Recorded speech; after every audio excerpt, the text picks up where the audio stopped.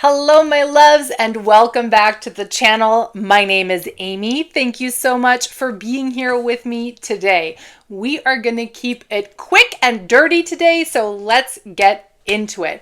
Today, I want to talk about why so many of us feel behind when it comes to money.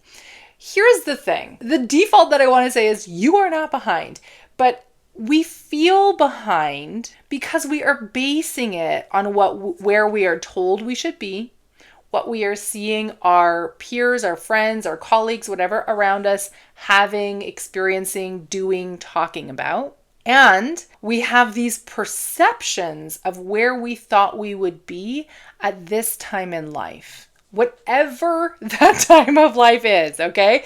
Doesn't matter whether you're 12, 20, 40, 80, we have these perceptions that says, okay, when I'm X age, I will have Y things and be experiencing Z adventures. The problem with this is so much of this understanding of where we should be is informed by stories that I got to tell you, first of all, are outdated. These are very old stories that are marketed to us for many, many decades. And in fact, a lot of these stories are based on stories that exist before you even were born, which is crazy pants. So they're very old stories. They're based on somebody else's perception of what is joyful, what is abundant, what life is really about. And these are stories that you've integrated without really thinking about it. Here's a really great example. Let's talk about buying a house. Who doesn't love talking about that? If you are one of the sexy millennial generation, go team millennials, we are amazing. Then we are the first generation that are living in the intersection of the expectation that a successful life, that wealth, that abundance is reflected by having bought our own home, and also at the lowest in terms of like pay, highest in terms of real estate cost, and the two don't work well together, right? I'm trying to like keep my hands in the camera, but anyway, it doesn't really matter. So what happens is if you're only making $40,000 a year or $20,000 a year, but the house now costs $400,000, that's a huge thing. And this idea that we need to buy a house and have a house, own a house in order to be seen as successful, as moving forward, as being on track with where we should be in life is based on a much older story that said the ideal life is you buy a house, you get married, you have kids, you have the white picket fence, and like life is amazing. Well, we all know consciously that that's not so much how the world works anymore, but the story is deeply prevalent.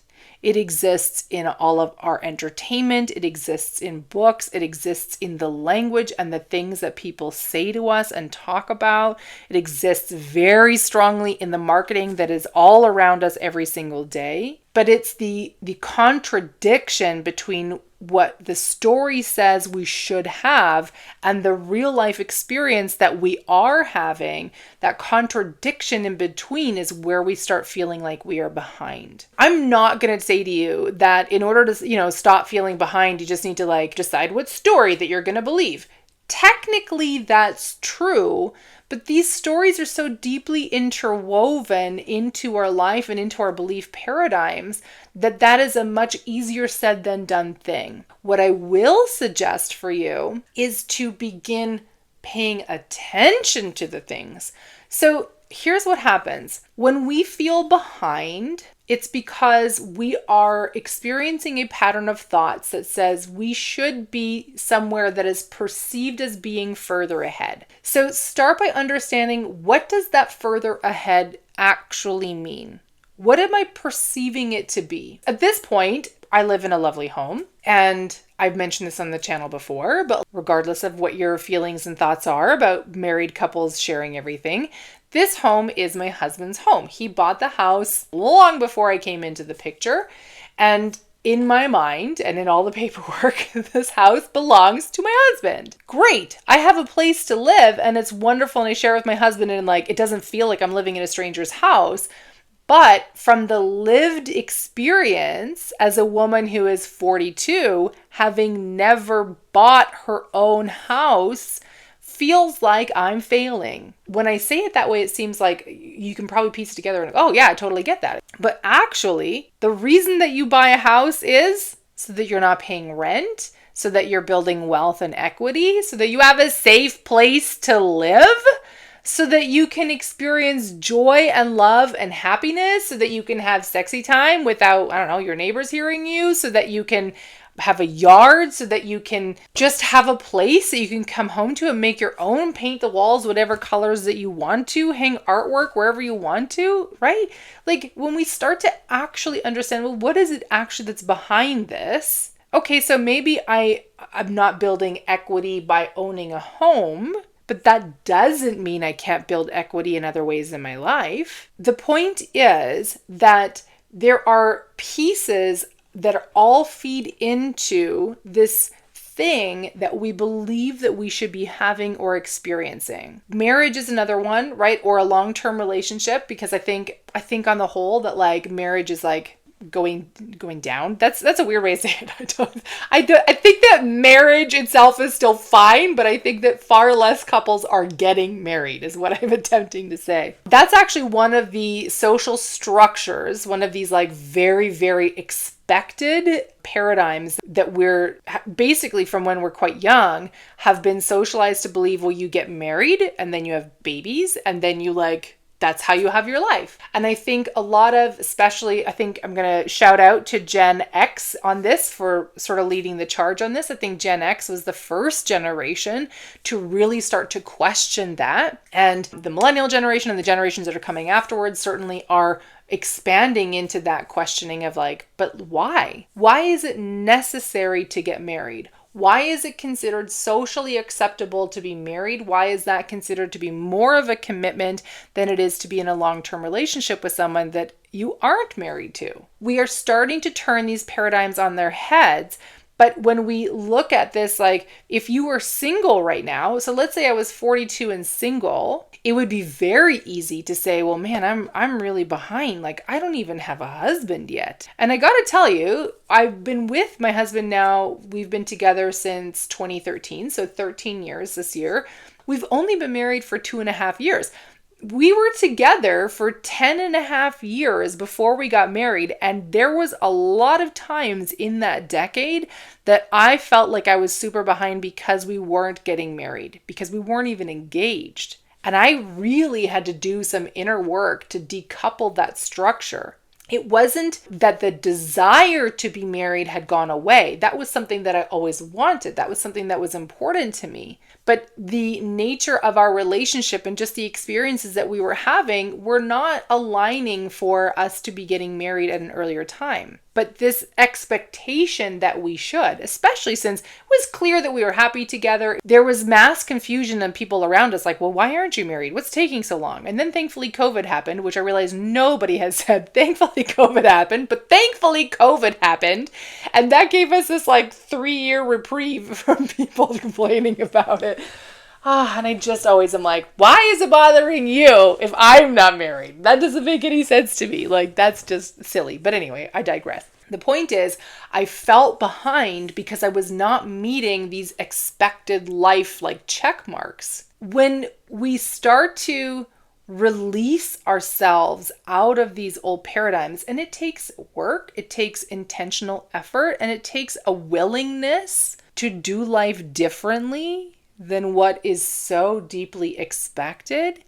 And it also takes a willingness to really have a look at some of the desires that we think are things that we want and understand maybe we don't want them. I'm going to give you one more example. So a lot of manifestation teachers, reality creation teachers, particularly women, I can't say that guys don't have this as well, but like generally, particularly women, which is who I tend to gravitate towards in terms of wanting to learn from, talk and have talked about the desire to have luxury handbags. Now, I don't recall specifically that I ever, when I was young, like really desired to have high-end luxury purses. It just never really was a thing that was on my radar. But I found myself, especially at the start of learning from these teachers, going, okay, so I should have this desire. So I was doing the things that they were recommending. They said, start acting as if you are someone who can purchase them, go into the stores, get exposed into those areas,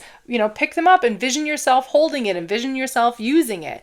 And the most interesting thing happened that as I did that, as part of learning how to expand my sense of abundance, I was in these stores going, wait, I'm sorry, this thing is worth $1,100? Are you kidding me right now? It just wasn't worth it. And whatever your feelings about luxury items are, I'm not saying they are bad or good. They just are. But from my own experience, I'd look at this thing, I'm going to hold up my iPad as like just kind of a visual aid.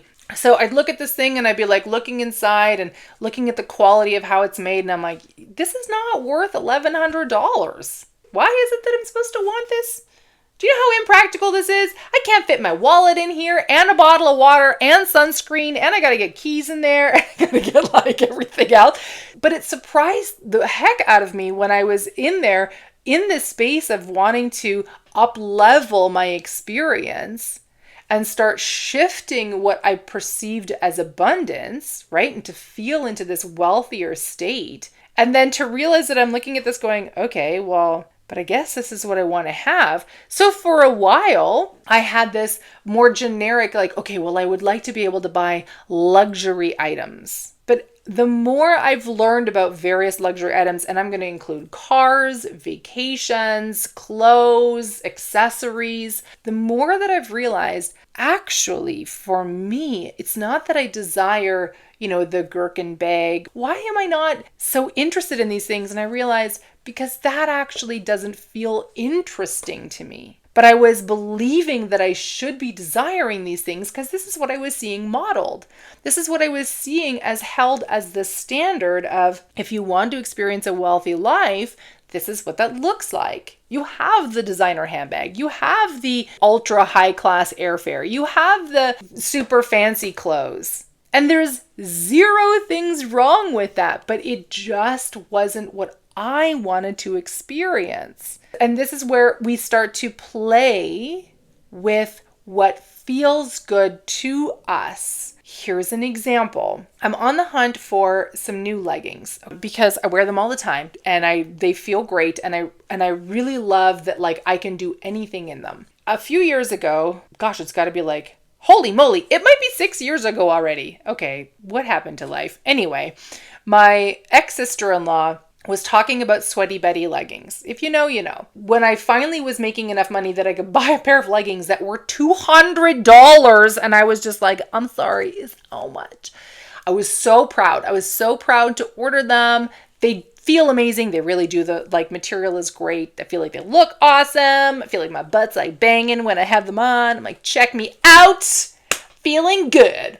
Over time, eventually those leggings, I think I bought two pairs or something. Eventually they wore out. One pair was like my favorite pair. And I was just like, oh, I just love these so much. So I ordered the exact same pair because I just wanted, these are my favorites. I brought them in.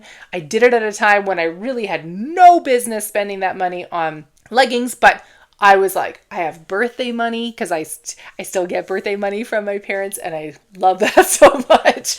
So I was like, I'm going to buy these for my birthday. So I did, and I have them, and I wear them.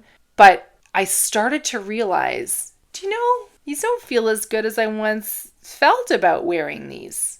I just don't feel like they're worth $200. I found myself starting to realize that how I live my life, I might actually want something that's like, I don't know, like $50-$60, which might to somebody sound like, oh my God, like, what are you buying, like garbage pants?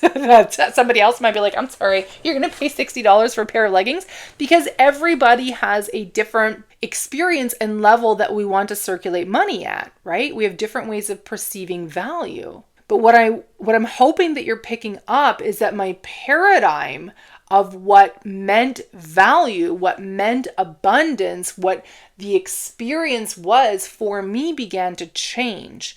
And then other thing happened at the same time.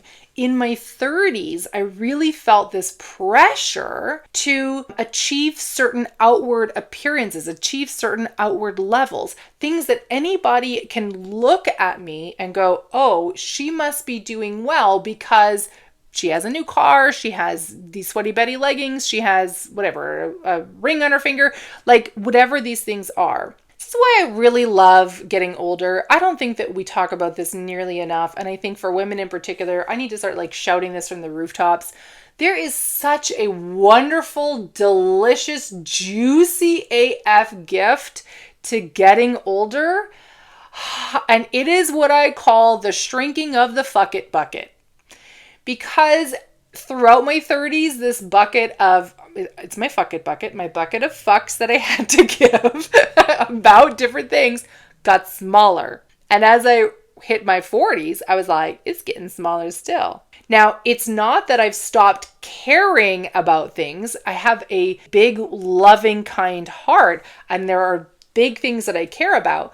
It's that the things that I care about that are the little things are going away. So I used to really care, what is somebody going to think about the vehicle that I drive up in? Now it's interesting, depending on where I go, sometimes I still feel those old patterns activating. What are people going to think about the clothes that I'm wearing? What are they going to say about how I've done my hair or the jewelry or the whatever? But as I've leaned joyfully into this experiences of my 40s, there's been some parts of my 40s that are weird, man. Okay, I'm just going to say that straight up.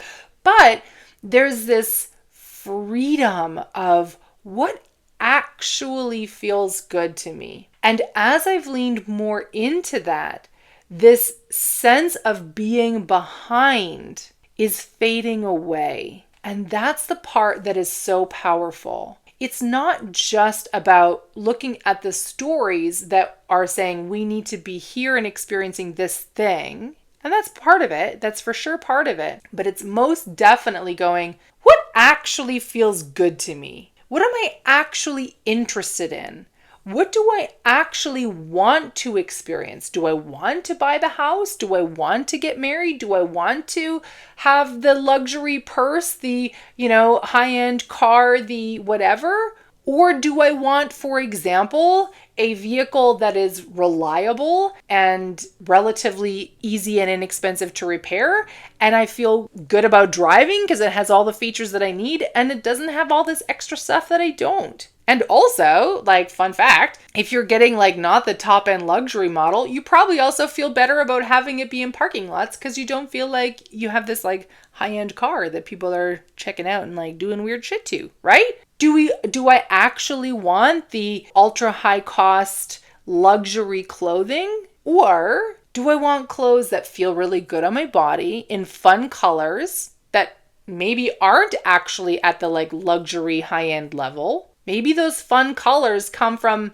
off the beaten path one-off shops that are that, I don't know, this tank top was $15. And I love it because it's comfortable and it's cozy and it's a great color. And because it's $15, I don't feel like I can only wear it to certain things. I wear it hiking. I wear it when I'm cleaning the house. I can dress it up and make it something fun.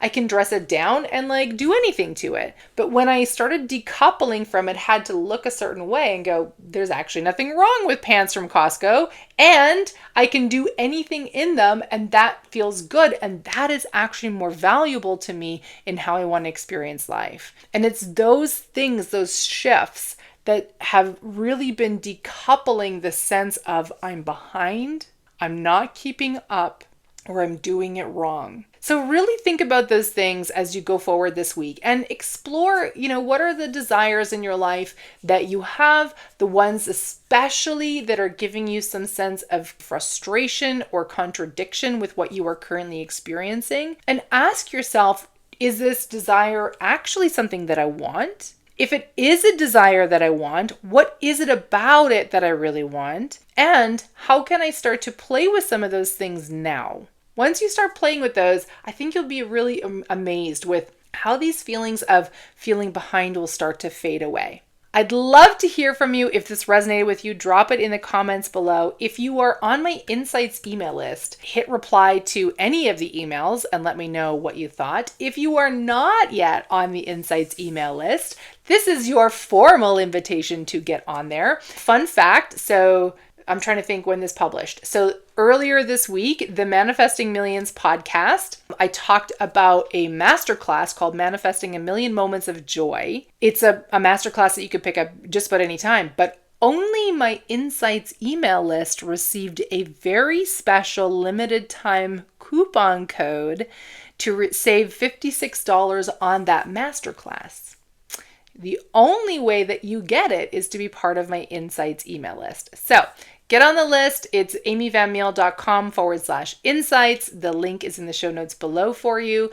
And stay tuned because I promise not to inundate your inbox, but I love to send special juicy little things for my Insights subscribers. So join the list. For those of you who are checking this out on the Wealth Pivot podcast, thank you so much for being on the Wealth Pivot podcast with me. I would love so much if you would leave a review and let me know what you think. And if you're on the YouTubes, do the like and subscribe situation. You know what to do. And I will see you next week. Mwah. Bye for now.